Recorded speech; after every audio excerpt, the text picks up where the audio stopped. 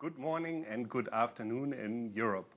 I would like to welcome you warmly to a discussion back to the future, 100 days of Joe Biden's foreign policy. Yesterday, Joe Biden addressed Congress and he also tackled foreign policy. He jumped right in, and that's what we want to discuss today. And I'm very happy that you're with us here. We are discussing this in Washington. My name is Knut Detlefsen. I represent the Friedrich Ebert Foundation here in North America. The Friedrich Ebert Foundation is the foundation, a European foundation for social democracy, a foundation for the working people. And joining us from Germany is Niels Schmid. He is a member of the Bundestag, the German parliament.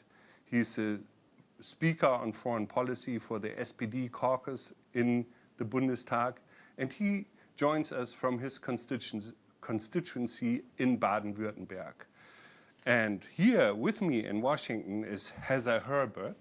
She is the project director at New America and deals with a broad range of foreign policy issues and also how new policy thinking can be made into policy. And also with us is Matt Duss, our friend Matt Duss, he's a foreign policy advisor at Senator Bernie Sanders' office and has been here with us at the last discussion, which we had right after the election when we were discussing what will probably be the foreign policy of Joe Biden. So thank you for joining us, and I hope we will have an interesting discussion about the first 100 days in office of Joe Biden, focusing on foreign policy. Of course, 100 days as a measurement is somewhat arbitrary, and it might not be what Joe Biden will be remembered at the end of his administration, at the end of his term, but maybe it will give us some indication where this administration is going. And he had a very strong start, and we will maybe be able to identify policy priorities and also what will shape this term of an American president that comes into office at a very difficult time. 100 days ago, Joe Biden was inaugurated, and he came into the White House with a very ambitious agenda.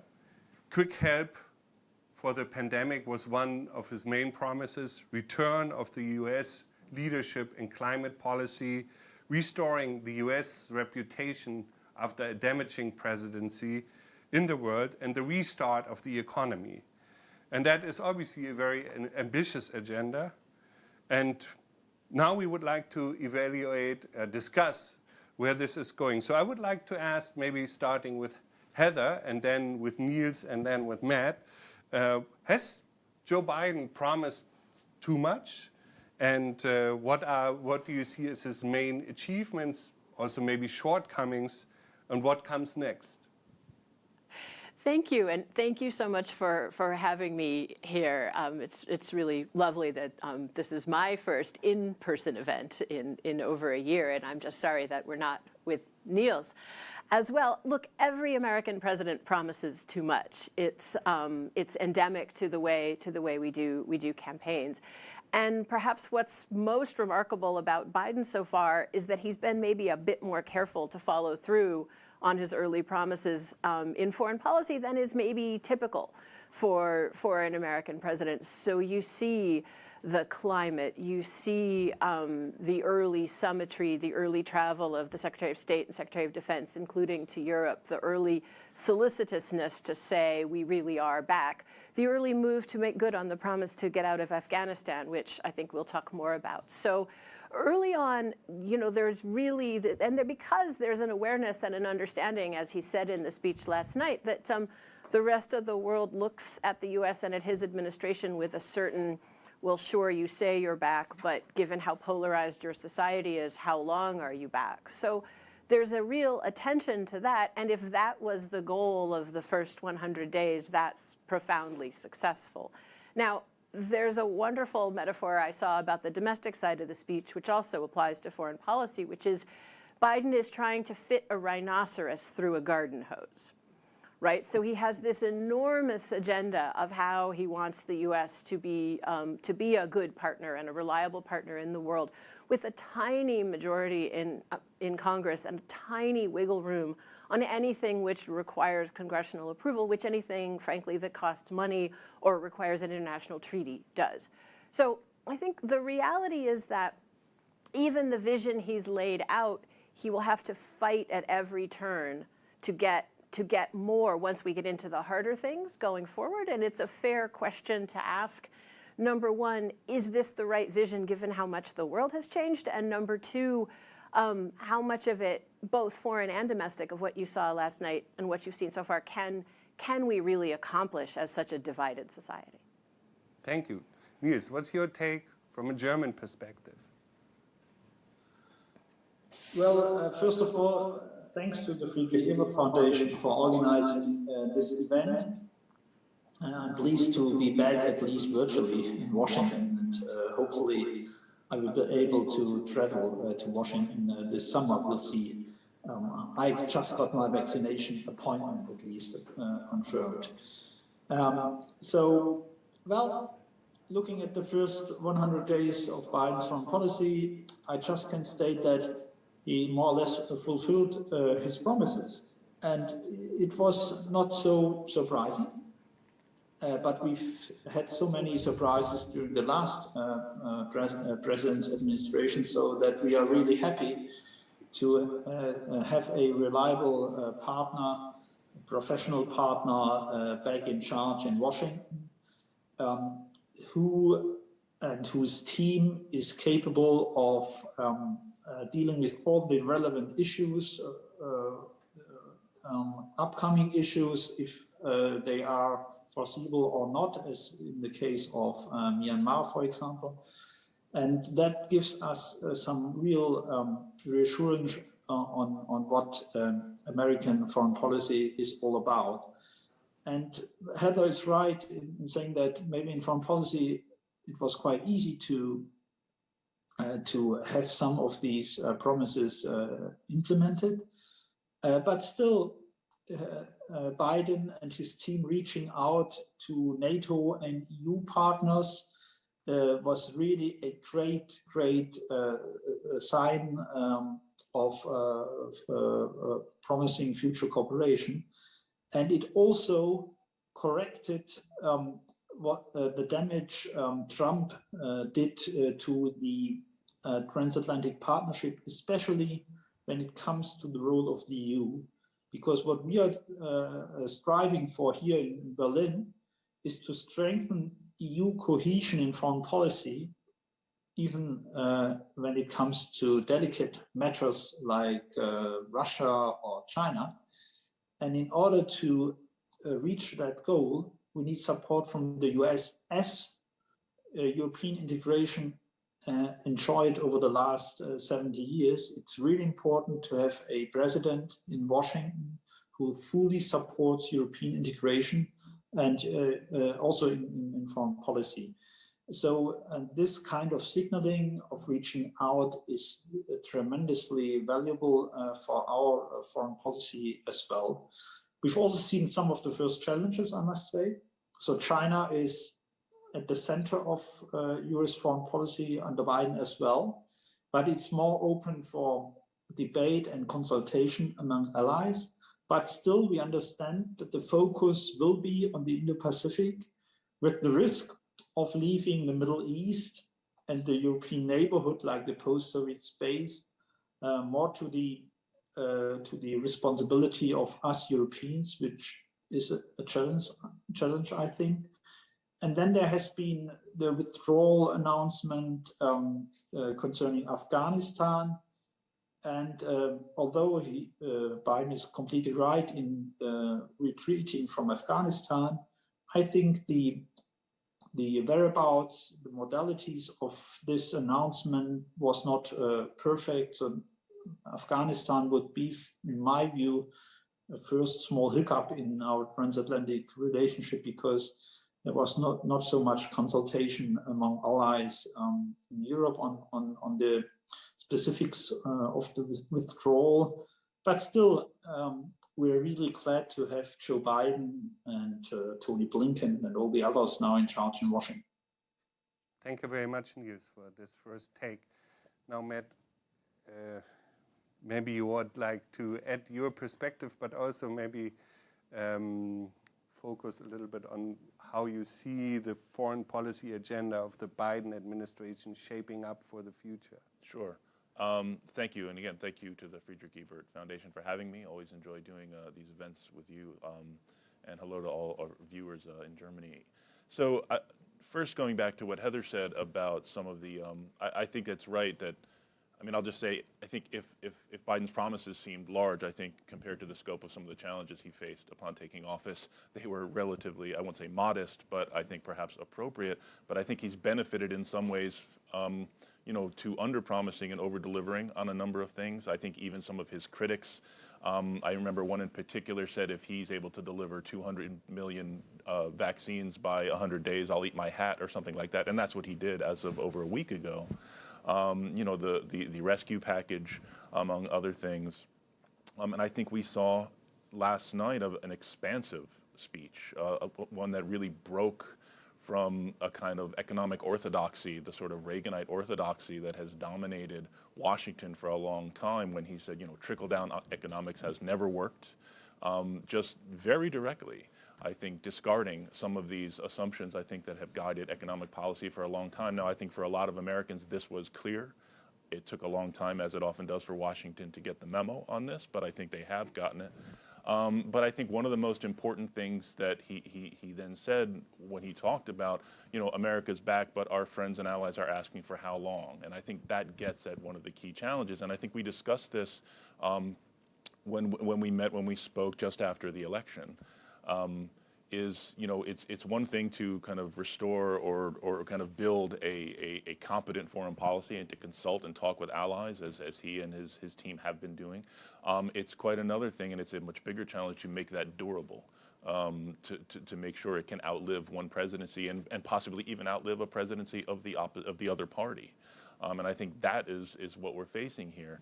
But he did, and one thing he did that was very interesting was talking about, or framing a kind of bipartisanship in a way that says what I am doing is popular, even with Republican voters, even if it's not as popular and is not getting as much support from their elected members of Congress. But I'm going to continue to go forward. I will not wait. I will reach out to you. I will hear your ideas, but I will not be drawn into this kind of endless debate in search of some kind of chimerical bipartisan consensus, because these challenges are too big, the needs of the moment are too great, so I'm going to continue to go forward. And I think, you know, being able to kind of translate that into a durable set of foreign policy initiatives is really what's, you know, what is the challenge here.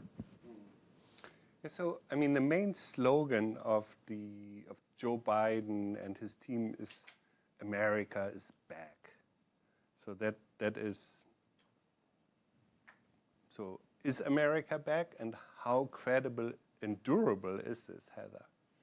Well, there was a huge debate, which maybe you touched on in your last conversation, about whether Biden's foreign policy would be sort of restorationist, and whether being back meant the search for a foreign policy and an approach to Europe and the rest of the world that looked like the 90s or the 2000s, or would it be an effort to forge something new?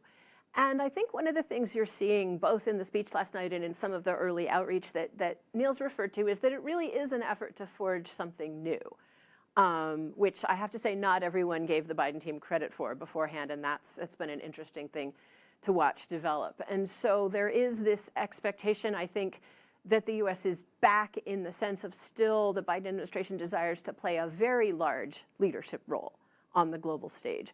But also, as Niels said, and I think this is such an important point, you're absolutely right to bring up the EU, and that this administration does have a different attitude toward the EU than maybe previous administrations have. And here's where the challenge comes on the global scene. I think their vision of America being back means allies go with us to some places that allies have not so far wanted to go. And so the challenge to the EU, for example, is yes, we want the EU to be more unified, to have more of a strong voice in foreign policy. And we'd really like you to work with us even more than we've already seen on China and Xinjiang in the last few weeks, even more on Myanmar, even more on Russia, even more on thinking about, Matt, to your point, what are the implications for the international economy of moving past Reaganite principles in our domestic economy, which is, I think, a place where Europe and our other allies are perhaps not quite ready to go.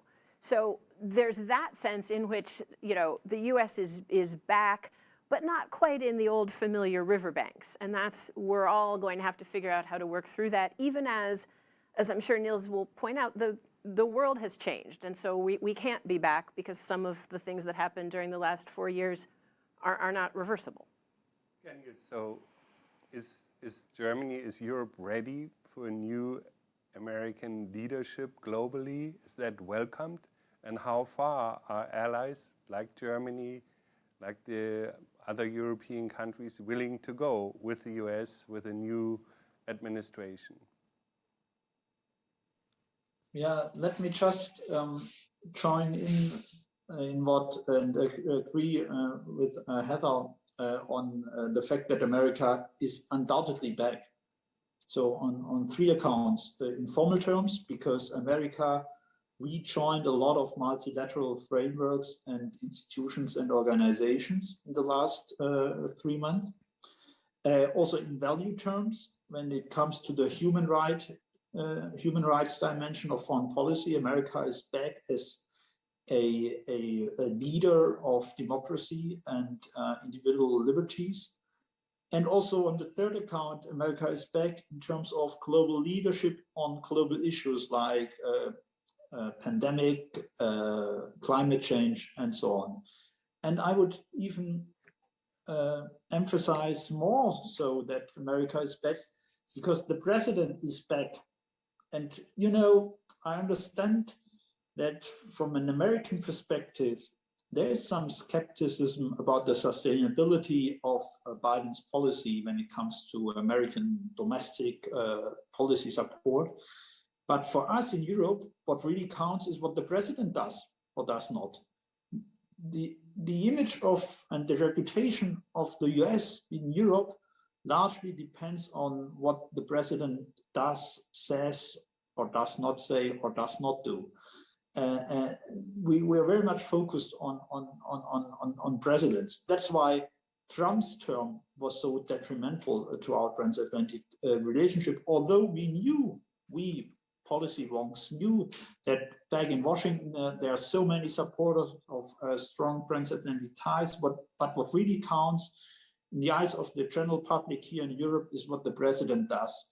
And so, yes, America is back, and this is really a huge challenge for us in Europe, because we're going to have very important elections in France and in Germany, first Germany, then in France. The UK is formally out of the game, and just looking at the integrated strategic review published by the Johnson government after Brexit, I really doubt if the current British government still believes that the UK is a European power, because all you can read in this paper is about global aspects, about the Indo-Pacific, but maybe, I don't know, 10 lines, 20 lines about Europe, which is really strange to me. So all the more it will be important to have a strong and cohesive policy from the European Union. And I believe that Spain and Italy are more or less up to the task. For Germany, we'll see after the elections, and for France, we'll see next year around this time, and they will be in another presidential campaign. And so I understand that there's also some sense of urgency from the American side that Europe, from its side, should also deliver. And I must say that on some accounts, we will be able to do so.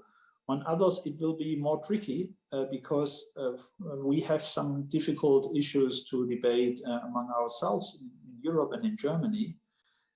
But for example, the very intricate talks with Iran on the future of JCPOA still have the full support of the E3, including UK. So Europe is really, can be very helpful on climate as well.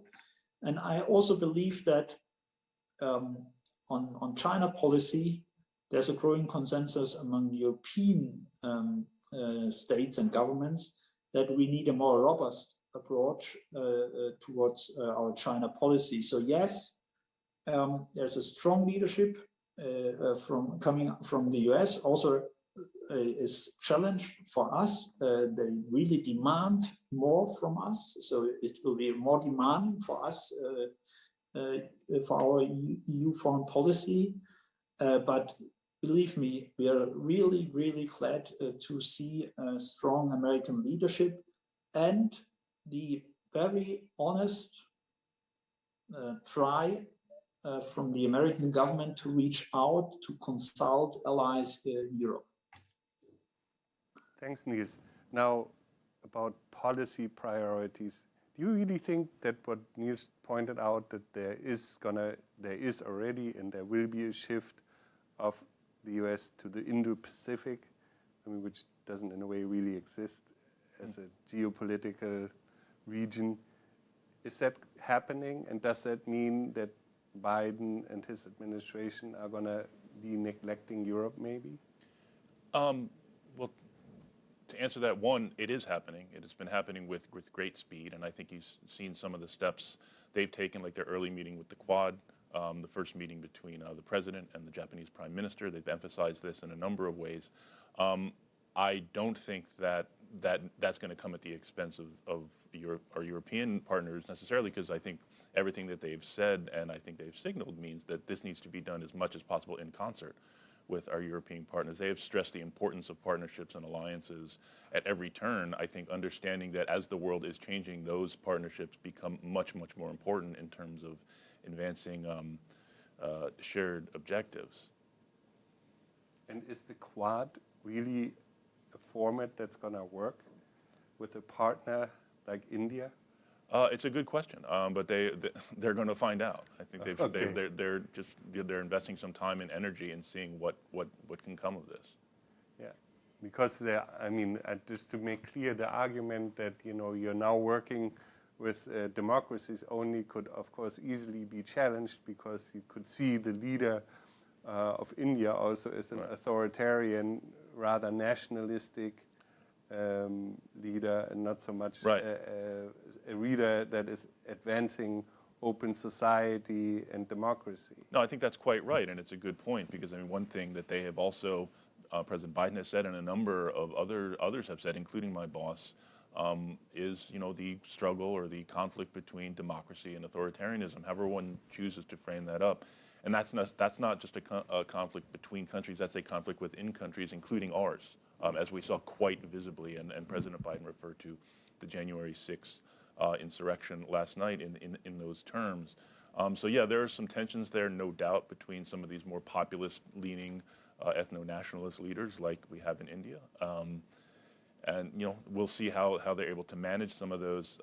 But I just want to make one more quick point, and again, this will refer back, I think, to our discussion we had after the election. Was what we saw last night. I take what Niels has said about how Europeans look to what the president says and does to determine the kind of contours and direction of American foreign policy. But what Biden and his team have said from the very start is whatever any of these decisions that we make have to be rooted and have to show very clearly a benefit for America's working families. That's the question that they always need to return to.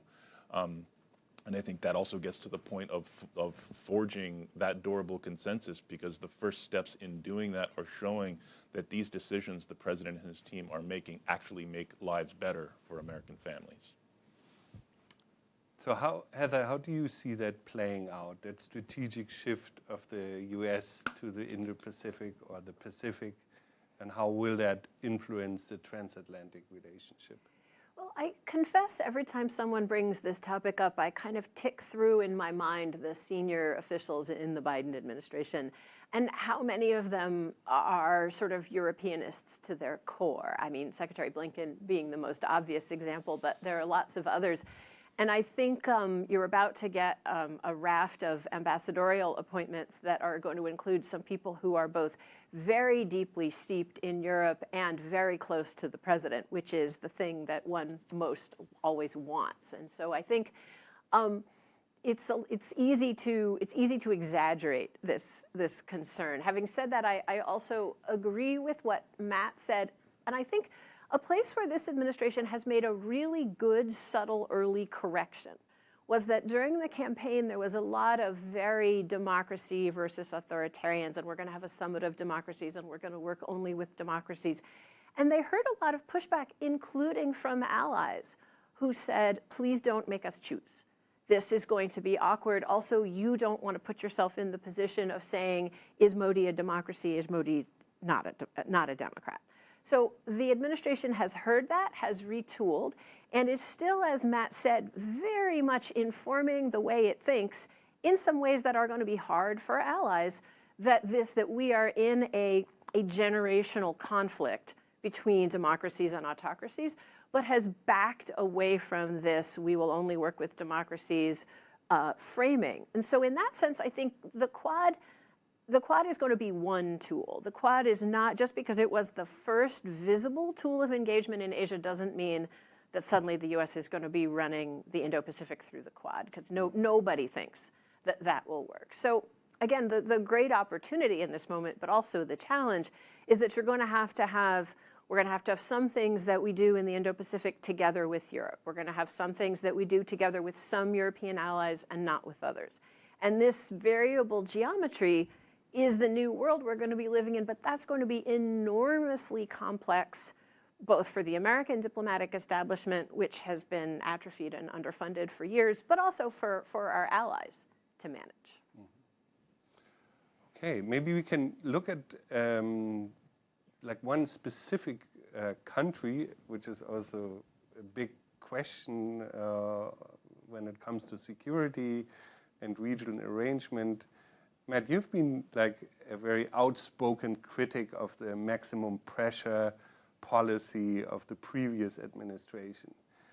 But at the same time now, how will the US move forward looking at Iran? I mean, do you really see a chance that the US is going to re-engage Iran in a positive way and will get an agreement that will work both for the Iranian leadership and the US leadership and the Europeans?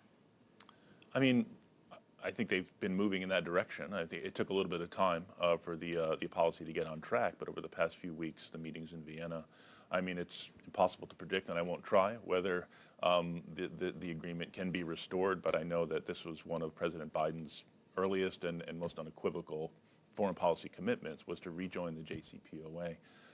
So getting that kind of roadmap for the U.S. to rejoin, for Iran to meet its commitments, is something they've put a lot of time in. They named a special envoy, Rob Malley, fairly early, someone who's very close to the negotiations, the first time around. And they've also said that, they want to take steps immediately after to move to a broader regional negotiation. And I think what's really interesting is just over the past week, some of the overtures and signals we've seen coming from Saudi Arabia, including from the Crown Prince, someone who has received a lot of criticism, very correctly, from American leaders, including my boss, for his role in the murder of Jamal Khashoggi, his own repression, the war they've been waging in Yemen, which is absolutely devastating. But these, statement you saw in an interview with the Crown Prince Mohammed bin Salman about better relationship with Iran, sharing the region, problem with some of their policies, a meeting between the Saudis and Iranians in Iraq, which has often been a meeting place for the Saudis and the Iranians in the past because of its role as an Arab Shia majority country. But I think that is an interesting and frankly smart response from the Saudis, to say that our blank check that we had for those 4 years with Trump is now over. We see where the United States is going, and we need to take some steps and hedge our bets and kind of change tack a bit. Now, I'm not sure how productive that will be, but I do think that's a positive, in addition to the U.S. rejoining the deal and ending the kind of conflict between the U.S. and the E3 over this issue. That's another very, very possible positive upside to the Iran policy.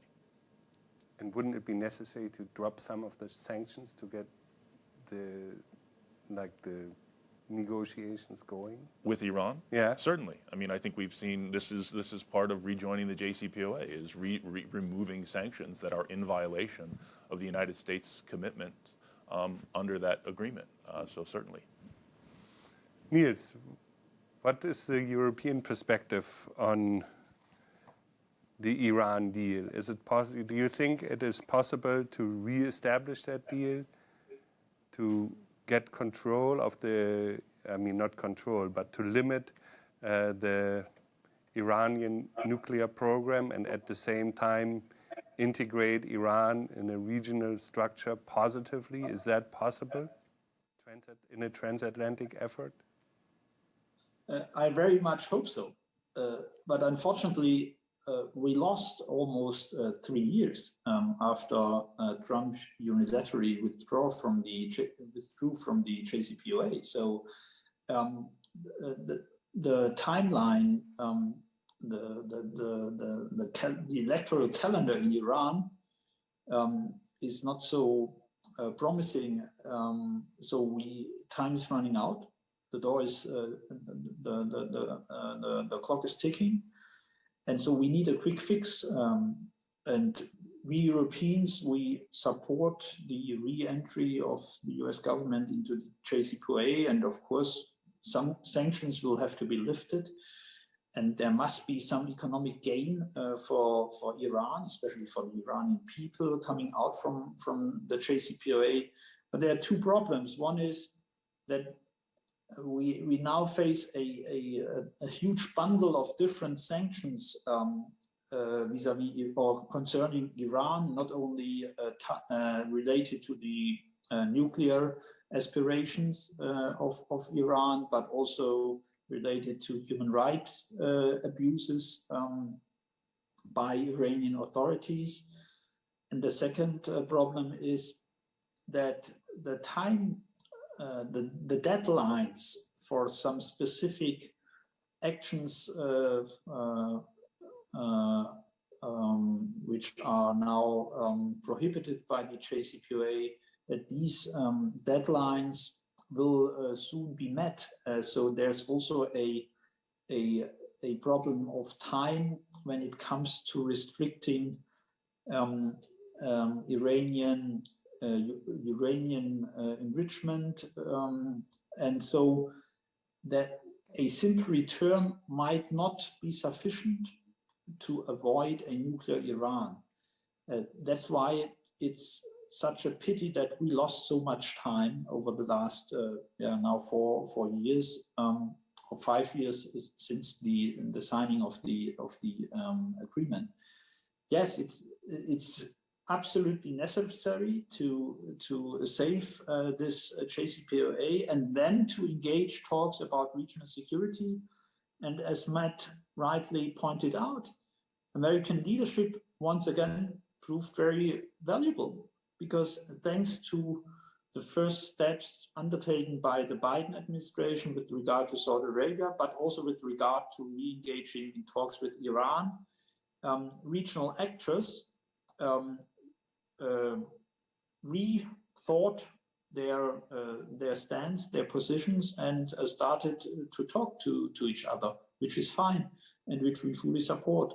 So we need a strong American leadership when it comes to Iran, and we need a continuous leadership, because one of the weaknesses of the JCPOA was that after concluding it, the Obama administration more or less turned away from the region and forgot about the regional security dimension of what is going on there. But it was also because the term, Obama's second term, was about to end. But still, we need, after a after the re-implementation of the JCPOA, we need some continuous effort from the side of American diplomacy to engage in regional security talks that cannot be left to the regional actors alone, or to the Europeans, or to the UN alone. Thank you, Niels. I would like to turn to another troubled spot, which we have touched on when Niels mentioned Afghanistan. And Afghanistan is, of course, something that was also very prominent yesterday in Joe Biden's speech, which was, to the Congress, but in a way it felt like it was to the American people. And so he's kind of, or the administration portrays the withdrawal as an end to the forever wars. But at the same time, you could also, it is seen very critically, the quick withdrawal as a betrayal to Afghanistan and the Afghan people who have endured so much. But also it was seen critical that there was a lack of, let's say, consultation before with European allies, which do have not only troop contingents there, but have invested a lot in trying to build Afghanistan as a productive, democratic, human rights-based society and governing, well, let's say, transparently. And obviously everything of that has not been established, which is now being pushed aside. And there is not even a deal between the Taliban and the Afghan legitimate government, which the West used to support. So now the quick withdrawal, is that the right decision? So I think it's useful to start pointing out something. Biden, it's really, when he got into politics, one of the things that he said motivated him to get into politics as a young lawyer in the late 1960s was to oppose the Vietnam War. And so Biden, more than is usually appreciated, is on the less supportive of American military engagement end of the Democratic Party spectrum. Although he famously, in the end, voted for the Iraq War, did spend some time trying to slow it down, was famously skeptical of staying in Iraq, and famously skeptical of staying in Afghanistan last time. So in many ways, this was a foregone conclusion, that this was something that Biden came into office personally knowing he wanted to do. And it's something, as you heard in his very emotional part of the speech last night, that he really sees as part of his covenant with Americans who send their sons and daughters to war, as he did. So I think, as frustrating as that might be for us as students of foreign affairs to understand, that's where this came from and why it happened the way it did. The second thing to note is, of course, it isn't ending this war, it's merely ending U.S. military, or changing U.S. military participation in it. And I think it's always important to acknowledge in the conversation that the war didn't begin for Afghans when we got there, and tragically we aren't able to end it by leaving. So that I always like to note that when I talk about Afghanistan. There's no question, you're right, that it wasn't handled with the allies the way we wish it had been. It's also the case that there's been a lot of calls for American humility in global affairs, and as someone who feels very strongly that we made promises to the people of Afghanistan, I also have to acknowledge that we don't have the slightest idea how to keep those promises, and that at a certain point you cannot go on with an approach that was failing. And so I think the only thing to do is to humbly acknowledge the failures and sacrifices on all sides, including of the allies, and to hope that, as many folks have said over the years, that the things about quality of governance, quality of life, basic equal rights for women may actually be able to be better accomplished without the distracting feature of large numbers of American troops, if we're willing to keep our eye on that ball, which of course is an open question, I think, both for us and for the allies. Niels, how is that withdrawal of the US and now then the withdrawal of Germany, seen in Germany in the policy debates, in the public debate? Is that a topic? What is your take on that?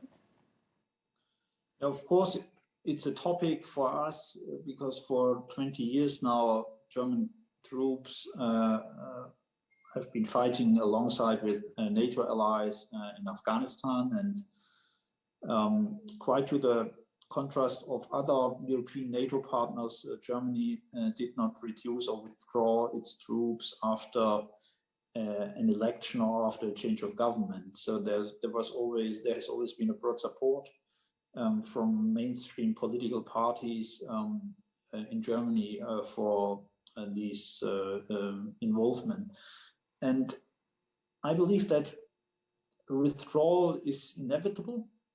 So that is not really the question. It's more about how the Biden administration came about to this conclusion, and how the West, and especially the US, has played the few remaining cards in this game. And surely Trump made the biggest mistake by just concluding a so-called peace agreement with the Taliban without taking into account the interests of other Afghan political groups. So that this was just an arrangement between the US and the Taliban, and not an arrangement between all Afghan political parties. And then the idea of a condition-based withdrawal was not really workable. So I understand that the withdrawal is necessary, but we would have loved to see more consultation on the diplomatic side, the diplomatic accompaniment of this withdrawal, because the idea of a warlords meeting in Istanbul came as a surprise to us Europeans. At the same time, there had been ongoing efforts by Norway and Germany to bring all the Afghan groups together, including civil society, including women, in Doha, without giving too many concrete results, but still it was an inclusive approach. And then just coming back to the idea of all these men and warlords gathering 10 days in Istanbul and solving all the problems does not seem a sustainable future to me for Afghanistan. So this was very hastily arranged from the American government. And so there's still a very open question about how to bring about any peace deal. And the leverage which remains is more or less financial aid handed over by Western partners to the Afghan government, and is the sanctioning or the possible removal of sanctions imposed on Taliban.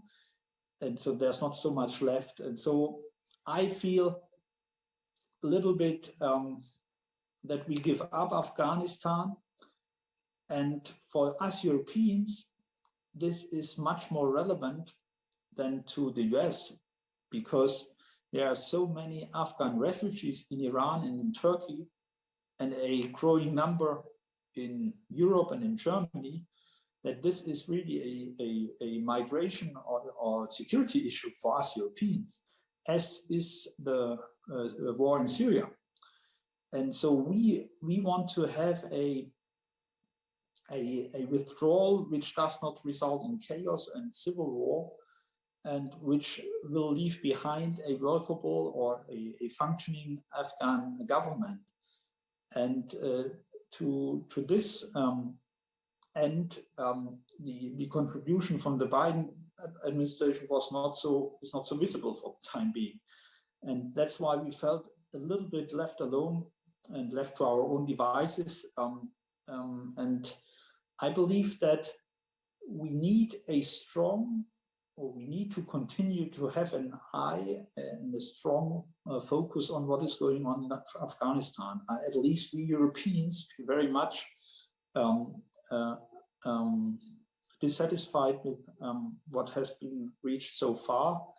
And as I've said, there's a risk of having another wave of refugees coming over to Europe, which is maybe underestimated in the US. Matt, so is Joe Biden handing Afghanistan to the Taliban, or is there going to be a way the US can stay engaged and help the Europeans dealing with Afghanistan? Well, I think the U.S. will clearly stay engaged, but it won't be primarily through the tool of the military anymore. I think, it's fair, I think, to criticize some of their outreach ahead and preparation with some of our partners ahead of the announcement.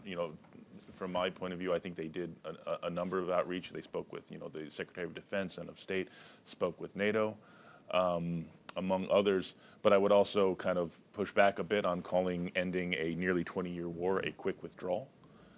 This was something that Joe Biden promised as a candidate. It's something that Democratic candidates have talked about for a long time. It's something that Donald Trump promised and tried to actualize, in his way. But the reason he promised it is because he sensed correctly, as Joe Biden does, that Americans are extremely skeptical about continuing this war.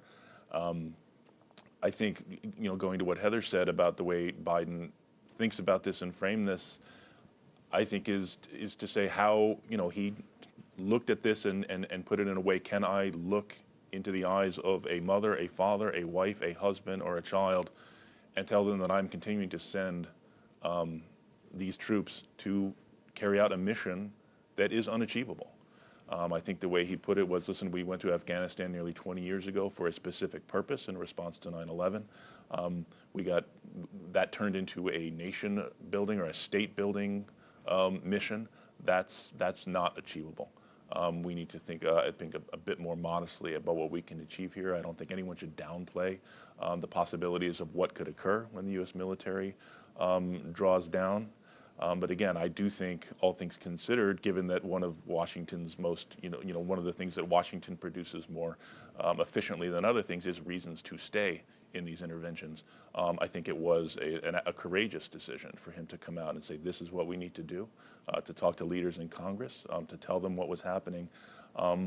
Again, I think using these other tools of engagement, humanitarian aid, economic aid, to see, what can be done and to prevent the worst from possibly happening is what we're going to be looking at. I would like to turn to China. So what can the U.S. achieve with regards to the People's Republic of China? And is the approach to enter now a hard competition really the right approach? And is it not the road to a possible conflict which might even end up to be a war?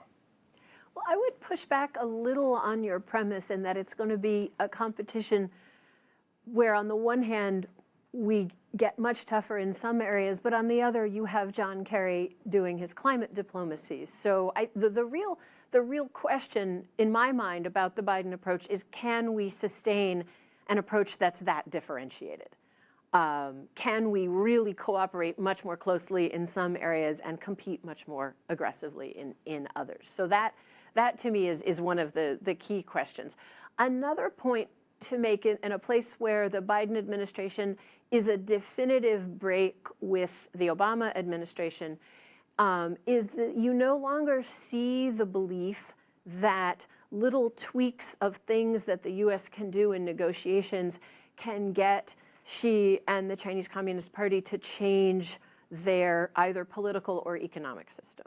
And so in some ways, this is a break from an approach that dates back 20 years to when I worked in the White House.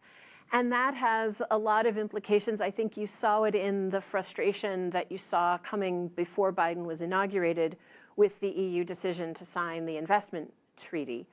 But going forward, you're going to see more the idea of, well, we are no longer interested in negotiating, trying to change things at the margin. We are as Jake Sullivan likes to say, going to compete with China by running faster ourselves. And that, you're right to point out that that has real dangers of escalation in both the military and economic spheres, but the administration concludes that the prior approach, back to Matt's point, it wasn't making life better for Americans, nor was it sustaining US regional influence, nor was it helping out the cause of democracy worldwide. So a new approach, untested, and millions of moving parts, both with allies and with our own private sector, frankly.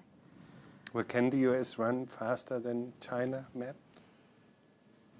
I think we can. I think, the way that President Biden put it, going back to what I said earlier about the break from this longstanding consensus, I called it the Reaganite consensus, but with regard to China, it's a break from the kind of global neoliberal consensus, which held that if, we can aid and let, corporations get into China and some of these other developing countries, and then a big sector of the society will get rich, and then they will obviously liberalize.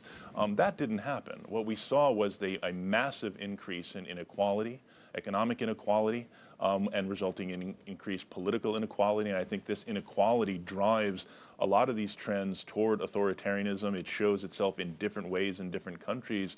But I think that is something that has kind of driven China's turn under Xi in this more aggressive direction. Again, we've seen it here in the United States and some other countries. So understanding that as a key part of the equation here.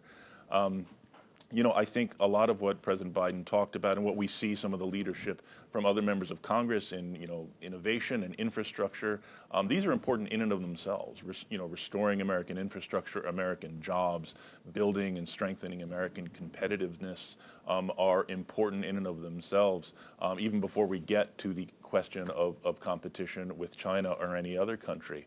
Strengthening American democracy and giving Americans jobs are objective goods. That's the job of the U.S. government. I think the one thing I would caution here, and I'm hearing this from progressive activists, activists in the Asian American community in particular, is yes, we have a number of things we need to do with and around the issue of China. Finding areas of cooperation, as Heather said, on climate is absolutely important. But I think there is some there's some caution in not wanting to see kind of this anti-China rhetoric being used as a way to rebuild or forge bipartisan unity. Because we saw this over the last 20 years of the war on terror, the idea that the war against terrorism was going to be this national unifying project. And I think everyone should recognize that the consequences of that for our society and around the world have been devastating. I think in general, our leadership has been, the Democratic leadership and President Biden have been pretty responsible about that. But that's just a caution I would name. But is there a fear in Europe that this rather negative rhetoric in Washington about China is going to turn into a Cold War, and how eager are the Europeans to run with the US? Or do they want to run with China and the US at the same time? Niels, that's a question for you.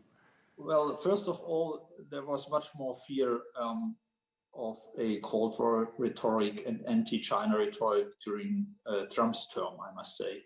Now, as both Matt and Heather mentioned, the Biden administration's view on China is a little bit more complex, and it rightly stresses the importance of our system of governments, proving to our fellow citizens that we can create a dynamic economy, a strong, innovative economy, a social, just society, that we can keep the promises our constitutions make to our citizenry. And this is a point I very much like. And I recall my last day in the US when I went to the Kennedy Presidential Library in Boston.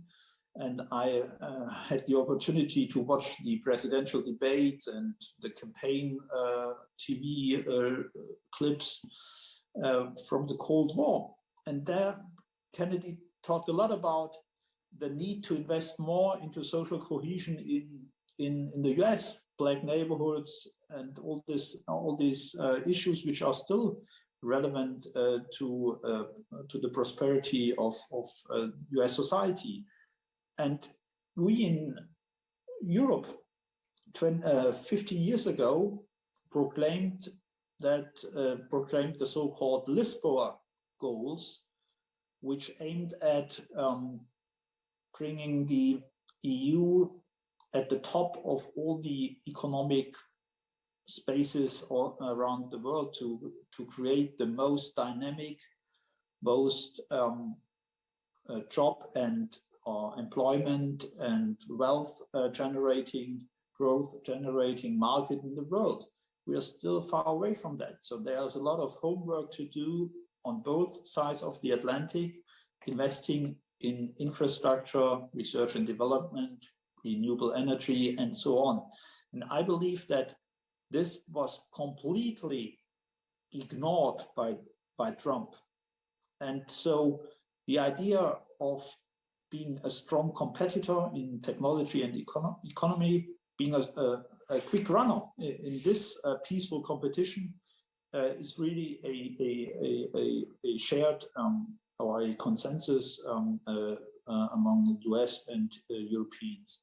And then there's the military side, which is quite different, especially from a German perspective, because Germany has no military clout at all in the Indo-Pacific. You know, we are planning to send a frigate now to travel around there and to participate in the UN sanctions regime on the Korean Peninsula, but that's all.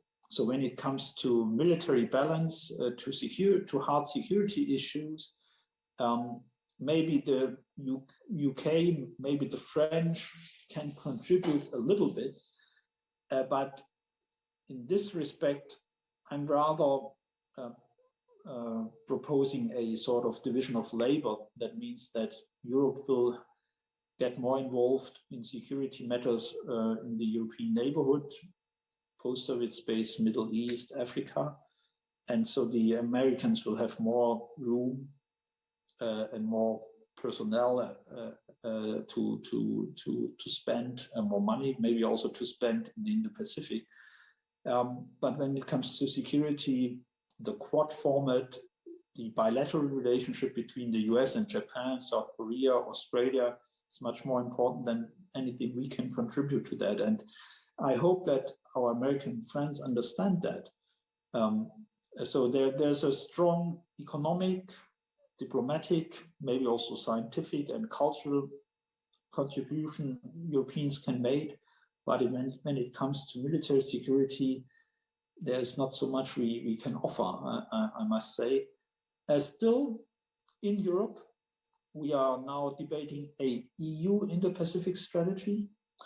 We are now debating about diversifying our trade relationship with Asia, not focusing too much on China, but also seeing opportunities in other parts of Asia, India, ASEAN, and so on. This will be very important because, especially in Germany, policy towards China was mainly driven by big business interests, corporate interests, and we have to change that. So I do not believe in decoupling, but there's a specific way of decoupling I believe in, that is decoupling German foreign policy, German China policy from big business interests. So we have to find a broader formula when it comes to China, and we have foreign foremost to formulate a European China policy, and that means that Germany will have to make compromises on that matter as well. Just a quick follow-up for you, Niels. So you said there's going to be a European China policy. It's something that's maybe a paper, but the question is, can it be a reality? And will it be different from a US-China strategy? In particular, I mean, I would like to challenge you on one aspect maybe that you put forward. Big business is in China, yes. But in the German case, it's also many medium-sized companies that invested in China, do business in China, make money in China, and secure through that also employment opportunities in Germany. So is it that easy? Does Germany not need to have its own China strategy and cannot just follow the US? Well, Germany and Europe as a whole is much more integrated into the world economy than the US is. So the US has a much bigger domestic market, but still there's also a misperception among business circles in Germany, but also in Europe about the future growth prospects of European companies in China. So for the last 20 years, the equation was quite easy. 300 million Chinese people climbed up the ladder and reached a sort of middle class status. And in the next 20 years, there will be another 300 million Chinese having a much better middle class income and will be available as consumers for German cars and other manufactured goods. But the truth is, in the next 20 years, there will be much more and much more fierce competition from Chinese manufacturers when it comes to machinery, to cars and other manufactured goods.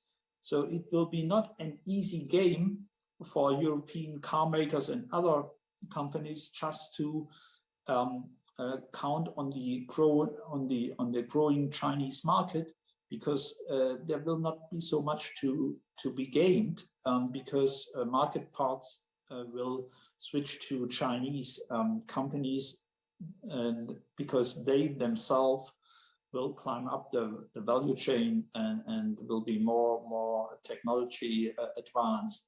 So just to bet on the Chinese market, on the growing Chinese market, is a very short-sighted view, even for the business community in Germany. And this is a very specific reason why I call upon our companies that they should not focus too narrowly on China. But when it comes to trade, intellectual property, fair or equal access to equal market access, there are definitely convergent interests between the US and Europe. And I believe that we will have to unite our forces in having a very strong trade regulation and very strong trade agreements and investment agreements with China. And so I believe that there is not so much room for dispute amongst us transatlantic partners in this respect. When it comes to human rights and to military issues, maybe there will be more of a divergence or a more nuanced approach from Europeans. But still, I believe that China can be an issue on which cooperation between Washington and Brussels or Europeans can be quite fruitful in the next 4 years. Thank you very much. I would like to turn now to a hard security question, that is nuclear disarmament, which is very much, at least on progressive people's minds still. And so can the Biden administration find ways in reducing stockpiles, Heather? And do you think, well, what do you think, how he's going to deal with the modernization process of the nuclear arms of the US that Biden's predecessor started, and which will be very expensive if carried out to the fullest? Well, I'm delighted to say in response to that yesterday at her confirmation hearing, Ambassador Bonnie Jenkins, who's going to be the senior State Department official responsible for these issues, was pushed by Republicans to commit to the Trump modernization plan and refused to do so. And so that, to me, is a clear signal that the administration is indeed going to go and look and see how it can get off the track that the Trump Pentagon tried to put them on. Now, that is going to be politically difficult. And so my guess is that they won't get off the track anywhere near as far as I, much less European disarmament advocates might like. But I think we got a very positive signal yesterday that they are not going to go full steam ahead with the Trump agenda. What would be your take on that, and what's your general view on budget allocations when it comes to the U.S.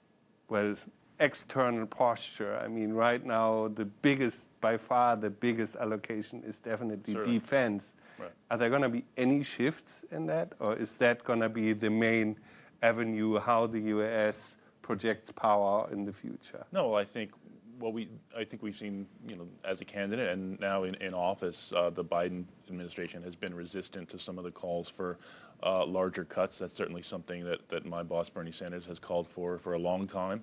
I think this is a real interest of a number of progressive foreign policy organizations, and frankly of a number of conservative organizations. This is a bipartisan or a transpartisan interest to say, like, this is the amount of money we have continued to spend and the way we've prioritized the military tool over other tools of our security and prosperity needs to change. And I think the pandemic has shown more starkly than perhaps anything we could have imagined that some of these investments have simply not been in the right places, have not kept us safe from this pandemic. So we need to take a new look at this. Given the forces arrayed and the interests represented in continuing to spend, $700 more billion a year on defense, it's certainly going to be a challenge. But I think there's a much better organized and vocal kind of coalition of forces that are pushing for and prepared to give political cover to larger cuts in defense in the future. How important then is the European contribution to defense and NATO? And is the 2% goal, basically 2% of the GDP being spent on defense, really the right measurement? Is that something where you see the Biden administration being flexible at all, or is that going to stay the measurement for what allies should contribute to security? Or there are other measurements that could be possibly discussed in a transatlantic discussion? You can go first. No, I think, it is by definition an arbitrary number, but it's an arbitrary number that the presidents feel a need to continue to push. I think the issue, but it's representative of something much broader, and I think addressing those broader issues and those broader ways we understand security above and beyond just how much, what percentage of countries' budgets are being spent on defense. And I think that relates to the point I made earlier about we understand that a lot of our security needs to be understood and addressed in a way that is not military. Mm.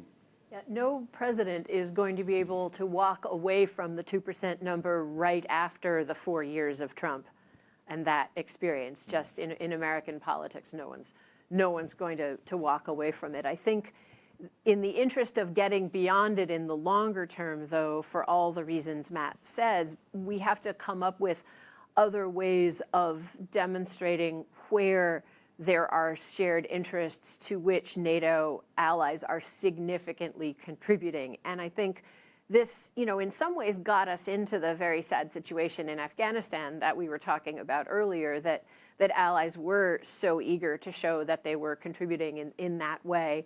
And I think it will continue to be bewildering for Americans. For example, the question of how we are dealing with the political military threat posed by Moscow and who is taking the lead on that. And you can measure that with the 2% number, or you can measure it other ways. But those areas, as Matt says, are going to continue to be a source of soreness in the U.S. context. Mm. Which just like maybe bring in Niels, but not on the same question, obviously, but rather on the German debate. I mean, Germany is going to elect a new parliament in September. We are entering a hot campaign, and will foreign policy play a role? And questions of military spending, will they play a role?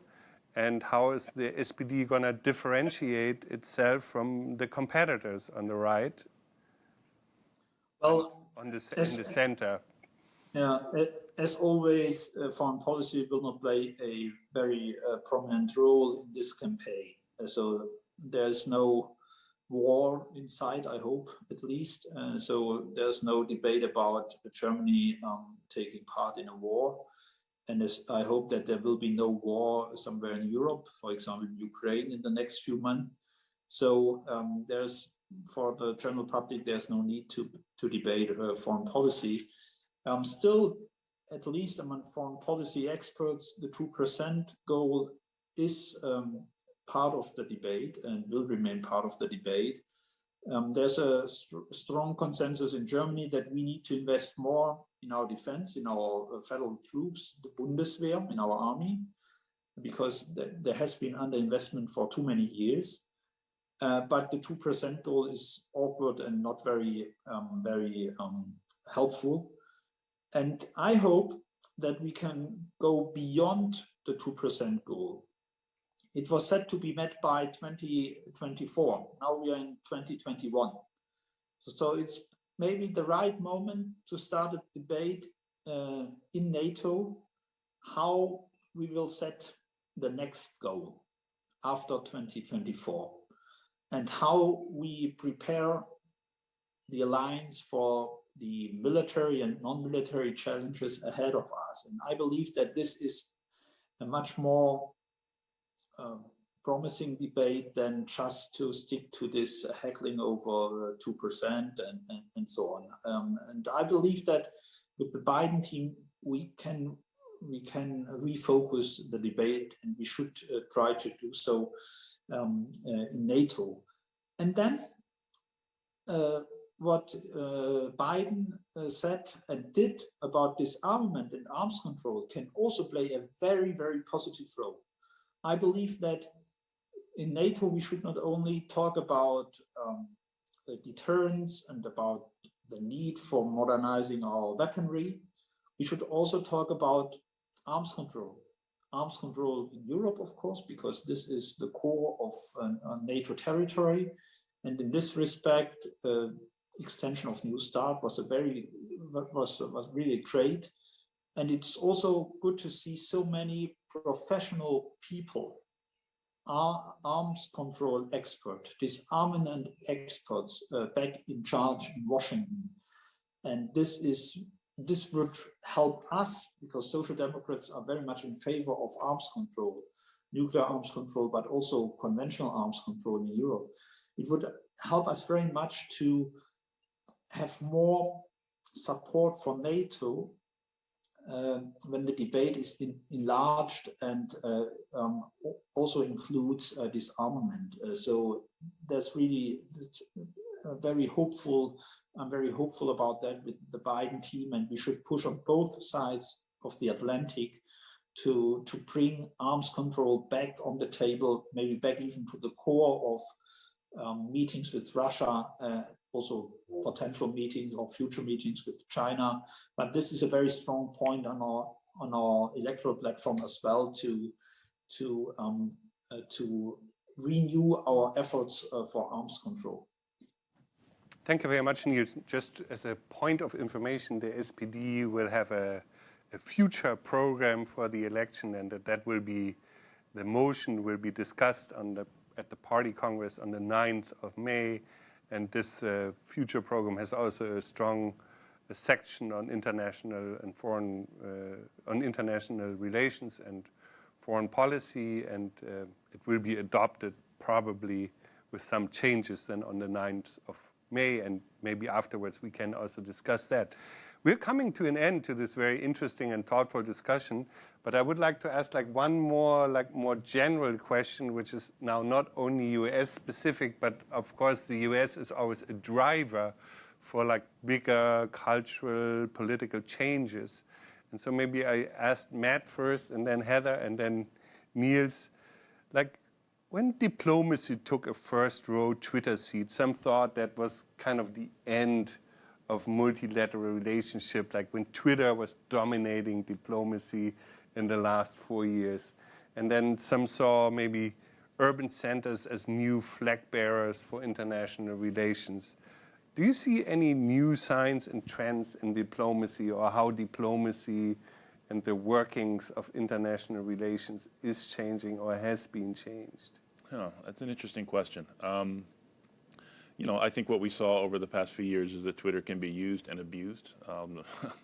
I'll just leave it at that, but I think it does provide, in the best case, you know, a good and effective way for leaders to kind of augment the practice of diplomacy by explaining what they're doing in terms that are, you know, 240 characters is not a great way to have a detailed discussion, but being able to put what you are doing in short, concise statements like that also does kind of encourage thinking that's, you know, here's how this diplomacy is helping you and helping your family. And I think that could be an asset for the very thing that President Biden has said he wants to do, to make clear that Americans are clear on how foreign policy and how the practice of diplomacy is going to benefit them.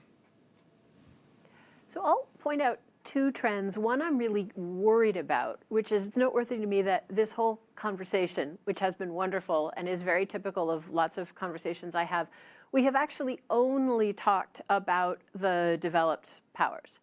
And even, I think, those of us who say that we don't like great power competition as a frame for world affairs fall very easily into this trap of not paying enough attention to parts of the world that represent most of its population, much of its natural resources, economic growth, climate threat.